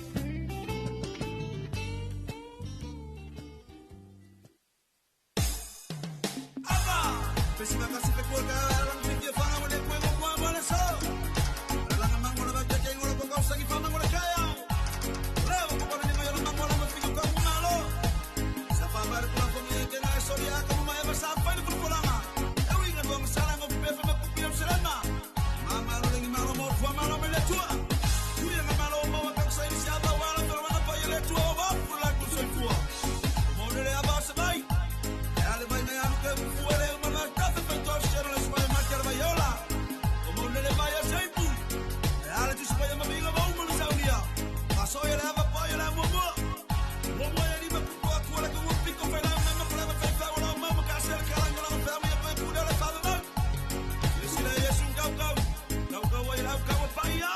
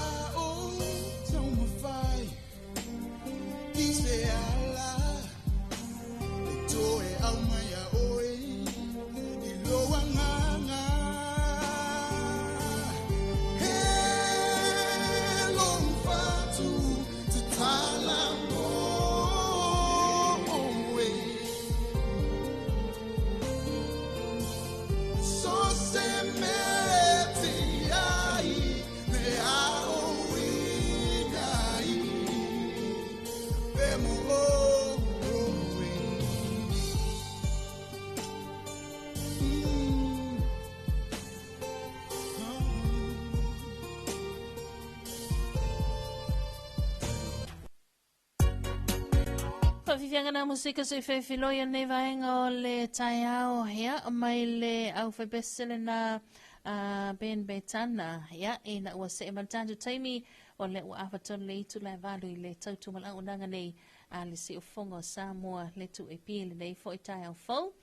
Ia, toi whaatalo whaatuai na malu man pa ia o tātu pa anga whaafonga whaatalo whaatulu nei tai au le sunga ia whangu au lei. Tai au manuia la waso whangu. Ia, le sunga ia John Ball. Ia, masalato ainga na mahuta mai au kilani sasai. Ia, good morning. Ma lol soifo manuia tiu te mawhaiwa nei tai au. Atalo whaatu fo le sunga lo le sio la ainga. Soifo manuia. Ia, ma lol tautua nei tai au manuia tele neaso. Ma ona lava singa. Wha taitele wha pena fo I lau fionga lo le sio. Ia, ma se tau ainga. Atalo whaatu. Ia, ula e toitu la vea. Manuia nei tai au. Le sunga ya Leonia va lele feau. Good morning and talofa all the way from Brisbane. Ma lol tawata I ma lol ngā le lua mele on sa il tau ofisa. Fa salau neiva yaso. E le whaingo fie na o tau ngā luenga. Ia o longo puia li il malu le antru. Fa manuia le tue na o tau a o nanga. Fa taitele la o fiongon faltua Leonia mo fa amnianga. Ia ma lo fo ilon sa I ma lol tawata I. Ia ma le tapuai. Toi lava, toi to lima. Toi lima I tu ma lo. Ia lea lo toi nei ta fo ila leiva e lo to mastaimi ia ona liwa tu fo ilo tanto fa sana tu sa mo te talo ia e pe ona tapu vai tasi ai nga luenga fatino va tano va toi foi ia le afionga le komsino fenga palota le afionga ia to le foa to ia filolo Alexander John Stanley ia male malu le official fenga palota ia le foi wa ala usul nei tai au tapena ia awa ia le faitaunga lo ia o ituma lo lima leo lo tutoi tulanga pe ona iai ia manatua le ua whaamawina ile mai ai o ituma lo ia sa whaatautai sultolu ia mai le aso ato nafi sa wa ile po ana po ia umo te ele lua ile vaveau ia le laua whaapopo whai numera o le vaenga whaai ile whaatutua ile atua sa mo utasi le ua lua sfulvalu la tu sui o le vaenga whaai ile HRPP e se fulu mali tolu ia o le vaenga whaai ile sa mo o poto i lua o le vaenga whaai o sui tau wā tūto utasi e to tolu ia o le ua te ale afol whai numera ia o ituma lo e lima sfulmatasi ia a to lima lava ia mitu malo le toi ia lona winga lai mauti noa uma staimi nei nei ia fa solo tua ia po le afiafi po le pofo ia na nei fa mai e na uma i lava tu malo e lima ia le toi mai le faitanga lo ia o le tato fainga palo tai pe ona iai ia se tato tunu ia fa talo vatu ne tato pa angai toke lau ia le sunga ia yete mai se fo ele falto ia upu talo vatu ia Santa Malangi ia ma le loa loa nei tato pa angai toke lau so o se vaenga tafu whakaofo nukunonu ia talo vani ma lo lawa sui fo manuia nei tai au lo fo ilala usu ia tau tiute ma faiva ia e pe ona iai le nei aso fa talo vatu e nei tato pa angai ia sa tau mawhai mai ia ai ile telefonia o le nga ia tato pesipsenga ia tawala mai o le mauala wa vanoa lua tasi falo o ia mai se fa amnia nga soi forma sfanau ele nei tai awa talo vatu ile sunga ya monga masela to ainga ia ma lo lawa soi forma wia talo vatu le sunga ya mois tau ave ia le wala usunga wenga mai se la to wa fala poto tonga le Andrew Samoa ia ma lo le usu ma lo soi forma wia tutum favor o le nei tai ya to talo vantu le sunga ya Solomona Tyrell ia le lo mahuta mai Hamilton i New Zealand ia manuia tele tiu te mawhaiwai pe ona iai ia le nei foi tai au ia talo vantu to lunga laina alo la waka fit pepe sai fo manuia le nei tai au fo ia pa manguia le kua i lau kiu keringi iaso tai ia mai tō kapo inga ko lua voi matwhangau ia mai tō rai ngā koa ia ngale leila le kua a mai se ko au fatal lau malama ai o pi o apo i fa mo fai ungo se fringo se gasia ka ko ave nga yuka pe a ko lai mai o ailama ia pa pe nga ka ko o pogi ma ia manguia la wala kiuke ni ia so ke de ko ia fa so ia o mai o tama o le ala wa lo funia le kua le no lo malo si ia le ni ya ga po ilo wa le fa ya le ala wa ya po fi au ia malo ia le li dai ma lo soi fo la le o tama fa tai te le lava vala o mai tai fo tapua im fa mlia nga banuia telefo ilo tapua inga nei aso ia fa pe nga ia manguia la wa nga ruia nga nge aso tai lava sua ia fa ia soi fo fa soi fo ia tama ia so tu mua maselanto inga sa sua ia ma lor soi fo manuia ele nei tai awa talo fa tu te manto ia lita selanto inga inai vai mea ia fa talo fa fo ele tina ia ita inai falfa ia na ia tato pa nga malava ia ole mahua ele tato programa tau suafa na ita mama na tina matitua ia ma lol soi fo manuia nei tai au ele su ko inga fa fango inga le mai pa mai asau me ngan se mai ska kosuka ai foi le tu inga fa fango e fia la to ina malo matu e fa longo tu mai nana mo folo ilunga mai ke mula wi pu kokole wa ku al fango la lenga fango mo mai papa e mai sau fa mai sau kala ngan se mai se suka ya awa fa pena pe tua mai tua le mukuka ia vai anel tai au anga i lumal fale tele pe a o le taimi ia wa le ia masesenge apa ia pe tua le tanga sto ina masi ono matua ia o le si au vai fe au e matana nana i lumal to ina malo ono matua ia al tulanga na wa o le si to ina maua le ti le ipuki ia matua itu sa pe le ai se inai ia maua le ipuki mai sanal koko Samoa Ia whatara watua i nei tai au. Lo la wat sui fo manuia. Ia le tau whai au tai. Ia masela toa inga i nai si umu. Ia ma lo la wat sui fo manuia. Ma lo fo whaafunga mai lewa inga le tai au lo tau inga sa somu. Ia ma lo la lau sui tu te mawhaiva. Mai sol maru le antanu. Ia si waenga sia ngā lue ina i ati nae. O maumanga. Ia o lafu manu pālangi. Ia o maa moe. Ia o lafu moa. Ya, mai se foi tonga la u aina, tala fa foi fa toya ruta, ya malana fa to anga malata o fenga wenga ina I fale asi uta, ya maloni mali malele malole usu. O le usu mai tato ia fenga wenga tono ofisa de marulu, ala umana wala uaenga ia fai fa to anga wai pe tuli ale le ata o le taiao ia male ma nai o le malu o le taiao. Ya pena le oso mai le la, ai mana wala tonga wenga. Ya malole usu. Mahalo la wat sui fo manuia, talo watu le sunga mata mate, ia mahalo la wat sui fo manuia le neivaenga o le tai au, ia manuia tele nei aso le sunga male ainga, ia mai se vo ele, talo watu le sunga ya tele sia le levanga, ia good morning from Malafua Pia, manuia fo vanga mga aduenga le nei aso, God bless, alo watu o matafeo I lawa tele sia le levanga. Ia, whaatai tele lau whionga matawheo, manuia tele ne yaso, ia, alo whātu fo I mo lau whionga, ma tua ma ainga, manuia tiu te mawhaiwai pe ona iai, ia, le nei vaenga le tai au. Se mo le tātou taimi le o toi lua se fulu ma le taulu minuta le toi na tāle o le itu la iwa, ia, le I o atu le tāle iwa, ia, o tau alunga tātou puklame, ia, o na tāle o le iwa tātou se mai, ia, ele whasalawina tu sa o tātou tala, mai le tau whawamalo ni silo nei tai au, ia ma kolosia toia tātou whaasalauga ia le tātou mahota taalo ia awala foi ia le whaasalauina tu sao leo le whaatasi mai foi le tau whaia maui leo tumose ia ma le tau whaia fuatia moi o nā wholesa ia mo tātou whaasalauga tu sao le tulanga lea pe ona iai ia tumalo e lima lea lo atitoi ia le nei foi aso lona whaitaunga lo ia.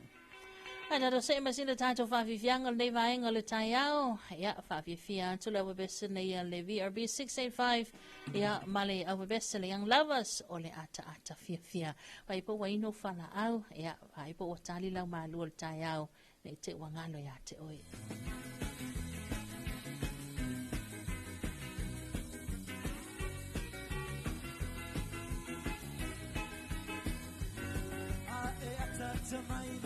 Siva mai,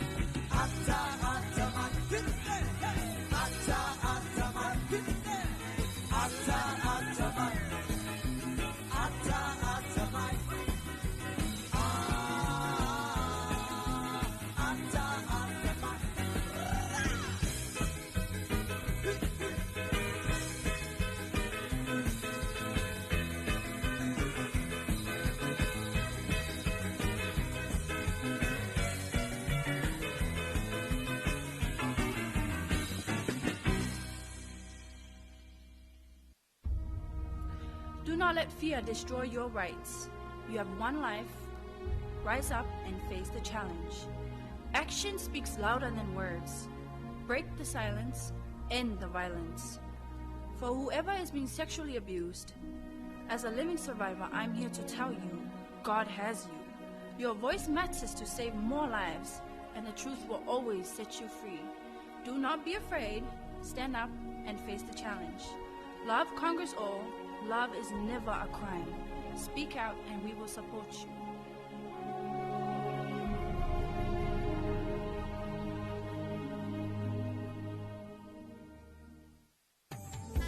Talofa wa o Jennifer Officer matio manga moe popo ngatia. Tama o oya le ulo le ainga. Ia e pule male alofa. Ta filma taifali male pule le uma.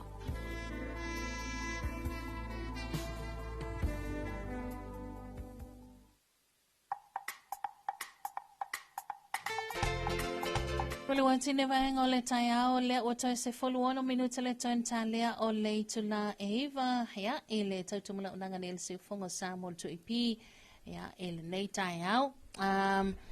Fatalo fatu le sunga ya tawe fa le afionga ya tawe fa au televo fa resa tawe fa good morning lol tautu manuia ele nei yaso ya fa after tele la afionga tawe fa ya manuia telefo nei yaso la afionga mal faltua mal ainga ya mai se foi ia o ngā luenga matiu te whai e pe ona iai. A talo fa foi ia ile whafunga mai ia a le sunga ia Iosea.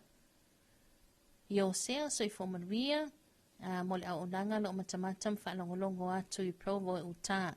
Ia manuia tele nei auli lau sunga Hosea ma le ainga wa tai tele mauta mai. Sunga Iosefatu la wano a lor so i whomanuia nei tai au. E le alofa le tua, manuia lau tiute, ia wala awa tui Hamiltone, whaaftai tele lawa manuia tele, nei asa lau sunga Jaus, ia male ainga. O nese o tala la tamai tulanga pe ona iai, ia li poti mai lunga o penga ta whailangi. To tolu le o whaamaunia mai, ia ua mali liu stasio whalawalawe, le ana afia, ile na fo afi, ia mana tua vo ilan tele atinu o mamau ia wa tele na whao ngānu fo afi ia ai ilan taimi wha le tonu ai ia lungo interneti matulanga wha penal wha tuntunuina ia le alai to tolu ia soifua o na station o fuanga sanga ia i risi ia e lona tona e pe ona iai o le o toitu ina antulu whautuanga le President le malutelo Amerika ia Donald Trump ia ele President Lucia ia Putin olana Mary Putin ia tulanga pe ona ia pe ia feuta na inga ia ua baia ona soalau pule le taimi monmuli ia ole sa fono ai ia le President le malutelo Amerika ia Donald Trump le na fono mo Putin fono mulmuli la ia le ma Zelensky ia le President Ukraine ia ona o le taua lava e pe ona iai pe taiani ia ua whaailoa mai e Donald Trump ua le tausisia ma le usta ia e Putin ia talanoanga o malawa sa soalau pule ai ia a o le pe ua o le masalumia ia le tumalosia i saina ia i tua Putin e una ia le tulanga lea pe ona i whaamtalanga tuina mai o lo talia la ia se tali mautino mai a Zelensky ia ele tulanga pe ona fesilingi ai ia pona se si fuanga le atu o Ukraine ia ele tulanga le ai o Xi Jinping ia o Putin ma le taitai fo ile popo ia kamalo Kim Jong Un ia mai ko le i matu ia le ko le saute le lo o i ai le lato felo inga whaapitoa ia taitai la ia tolu le lo loma lato felo inga whaapitoa ia o lele mautino mai se so o le felo inga tolu whaatasi uma ia whaapsanga i umal tolu le awa pe o atunu ulawa ia le lo o masalomia saina ma ia Xi Jinping ma Kim Jong Un ia pe o le lima taumatau ma lima nga vale na Putin le lo ia ila na whaananga manga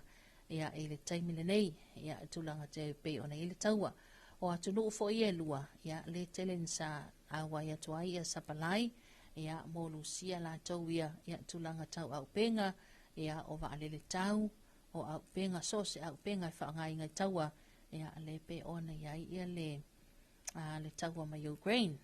Ia ai olo matai tu mai la vai Donald Trump ia tulanga umai pe ona iai le leu sta ia o le vaenga le sa ia lato talanoanga. Ile tultilatu. Tele mana no io nisio tala ile putia mai ia o whanavelave tau ta vale ia o whanavelave lava tulanga pe ona ile vese tangata ia o le tau le soifuanga ia a me se fo inisio o vaenga tau le tamau ainga ia tunuu ia o tulanga ia tina e tau turisi ia le pe ona matele lava ia ma whanavelave ia le malosi o le whaangaina ma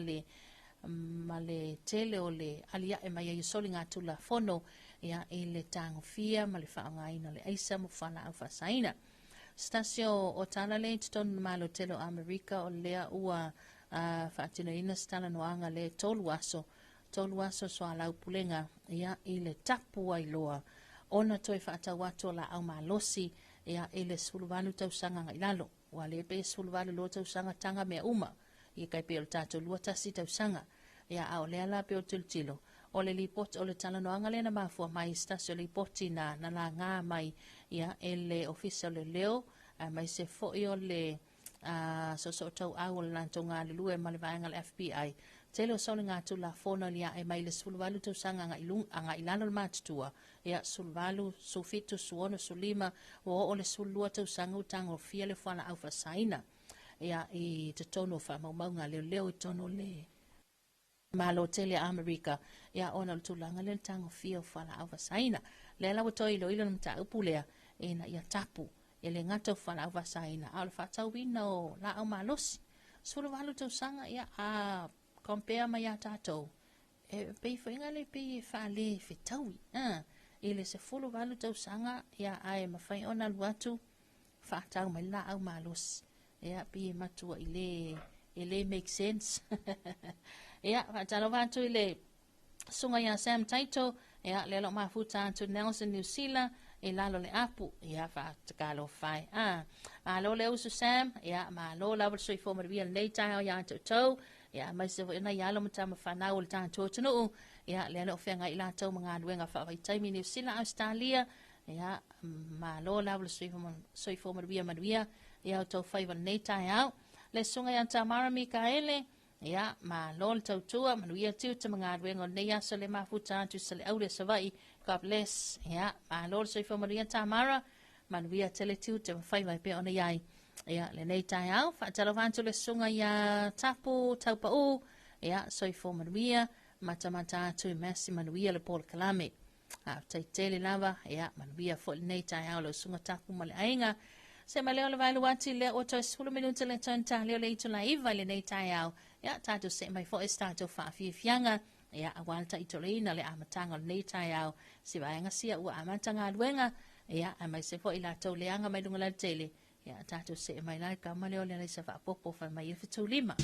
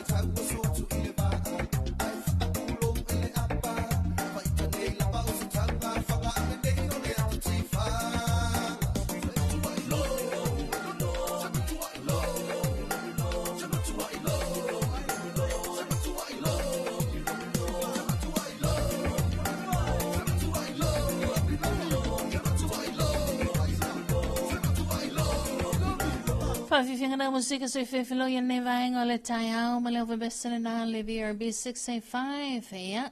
lomi malia le neya sotofi ya ele seme so onanga se le mai tau le tayao ina utoi lua minuta le toentalea o le tula hiva ele tautumala unanga si fonga sa mol tu EP ya taluai ona o le tala hiva tato wa so ta inga tu sao malele te o fa malo New Zealand le tayao ya o melea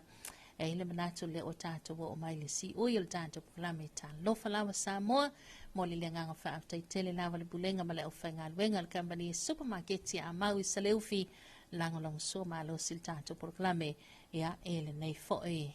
tai au la stofi ele fangaloina ya ele mfai fo ena tu ole nganga fa after tele lava ele male mal pa ia na tato pa anga o malava mafuta mai ele ngata lungal tato YouTube mai several tato Facebook ya mai na to safa o mai fa manianga ya o le nei tai au lo fatu le tongane ya Stefanian Vaonga ya alo fatu mo oe male to lua male tali brada man via tele ne yaso mai se fo yo makta mata ya male lo le tato pa anga au mai fe autos to sia ya wala au mai lungal telefoni na ya tato to anga lele li yo to tiute mo to fiver ya o le nei fo yaso mai se la to la lampa pa ya tulu mamau ya ma to nei samo nei manuia tele ya lava singam fofanga e pe ona ya ile nei tai after tele amau ya lang sol tato por klabe ona toi tato felo ai fo ile altai masani afalono ile tai au mobua tato por klabe amata tala falava sa mo manuia tele ya le nei yaso ile fa fonga mai la tato watuno